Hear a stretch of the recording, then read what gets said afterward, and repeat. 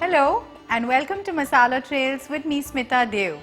I am a home chef and I have been passionate about cooking since the age of 13.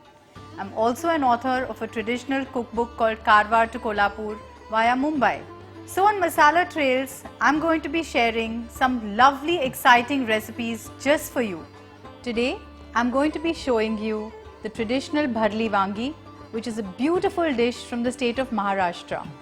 This dish is usually on top of the menu when it comes to any Maharashtrian wedding or function. Come, let's cook this amazing, tangy, sweet, sour, spicy aubergine for our loved ones.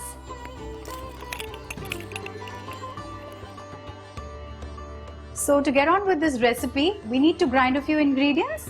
So let's see what we need to grind. I'm going to take some coconut, fresh coconut, to which I'm going to add some peanut powder, about 3 tablespoons of peanut powder, peanut which is roasted. Then I'm going to throw in some jaggery. Jaggery gives a lovely flavor to this dish, along with some red chili. I normally use a combination of red and green chilies, so I'm going to take some green chilies as well. A pinch of turmeric, maybe a quarter of a teaspoon, and the most important ingredient, the Goda masala, without which this dish will never taste as the way it should be. I'm going to put about 2 teaspoons of this Goda masala so that this dish gets its punch, and a little bit of tamarind to give it a little tangy taste, and some salt. You can imagine how beautiful this dish is going to turn out to be. So I'm going to grind this to a really fine paste using very little water because I want it to be a little thickish also.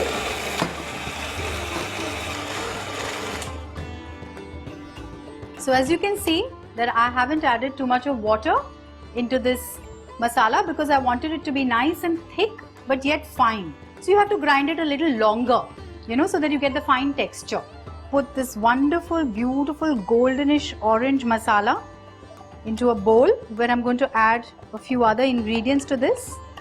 I'm just going to add coriander, freshly chopped coriander. This mixture is ready now. Now we'll stuff the aubergine. To stuff the aubergine, what we need to do is just trim the stem slightly. You cannot get the crown off from the brinjal because it's the king of the Indian vegetables. And then I'm going to slit it open like this. Give deep slits so that you can stuff your masala into this. What happens is when you stuff the masala, after you slit the aubergine, the masala penetrates into the aubergine and it gives a beautiful flavor to the dish. As you can see, I've placed the aubergine in a bowl of cold water so that they don't turn black. When I got married, my father-in-law, every time we had guests at home, would ask me to prepare the Bharli Wangi. I wondered why. Today I know the reason, because it's really an amazing dish and people, after so many years of cooking it, people have really enjoyed and relished this dish. Now for the final step, what we're going to do is heat about 3 tablespoons of oil, and when the oil is nice and hot, we're going to crackle in some mustard seeds. Once they pop, you can add your asafoetida or the hing, a pinch of it, not too much. And just throw in some of the curry leaves, and then you can add the stuffed aubergine. We have some masala also that is left over, which we can add to this to make it a nice thick gravy. Stir it well for about 2 to 3 minutes so that the masala mixes and merges very well with the oil.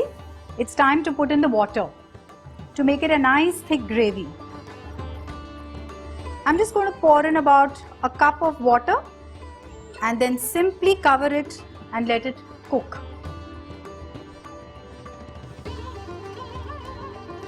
The dish is ready, the oil is floating, and now I'm going to plate this dish up. You can eat this dish with a lovely hot bhakri, and if bhakri is not available where you are, then the good old roti is always there. It tastes good with that also.